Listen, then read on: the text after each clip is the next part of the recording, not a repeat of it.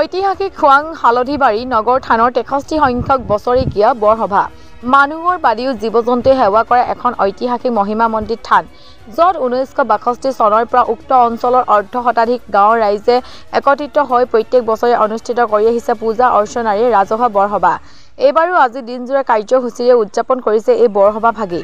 পূৰ্বতে হাতীয়ে ঔটেঙা দি সেৱা কৰা উক্ত হালধিবাৰী নগৰ থানখনি তেতিয়া স্থানীয় ৰাইজক বিবাহ কামত প্ৰয়োজন হোৱা কাঁহী বাতিও অদৃশ্য শক্তিয়ে প্ৰদান কৰিছিল। পাছত মানুহে উক্ত সামগ্ৰীসমূহ ঘূৰাই নিদিয়াৰ বাবে অদৃশ্য শক্তিয়ে এই সামগ্ৰীসমূহ নিদিয়া হ'ল।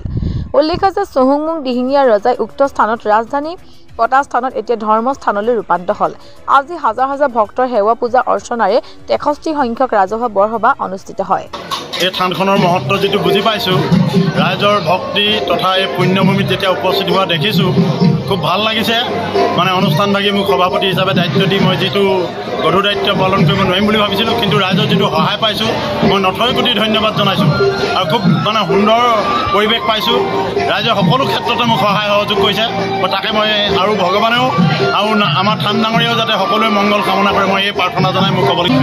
হালধিবাৰী নগৰ থানৰ বৰসভা বুলি ক'লে 1962 চনৰ পৰা এই কামভাগ আগবঢ়াইছে ৰাইজে, স্থানীয় ৰাইজে। প্ৰথম অৱস্থাত আমাৰ স্থানীয় কেইখনমান গাঁও 15-20খন গাঁও লগ লাগি আমি এনে পায়সৰ সহায় দিছিলোঁ। কালক্ৰমত আজি 2025 চনত মানে এতিয়া বৰসভালৈ ৰূপান্তৰিত হ'ল।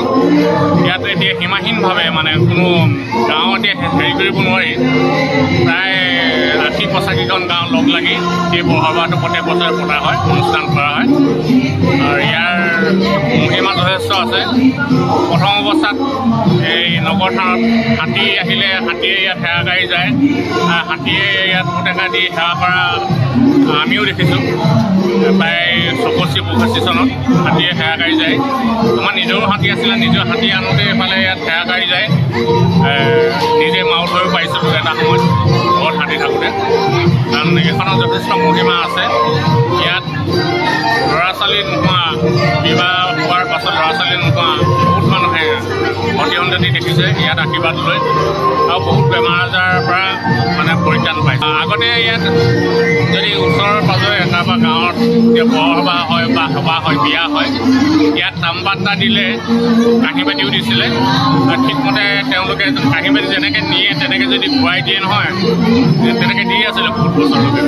পাছত কিছুমান মানুহে তাতে মানে মোৰ গৈ দুই এটা মানে বস্তু মানে ঘূৰাই নিদিয়াৰ কাৰণে আজিকালি এইটো একেবাৰে বন্ধ হৈ থাকিলে, এতিয়া নাপাই নিদিয়ে। আগতে কিন্তু দিয়াৰ বহুত নদী আছে ইয়াত।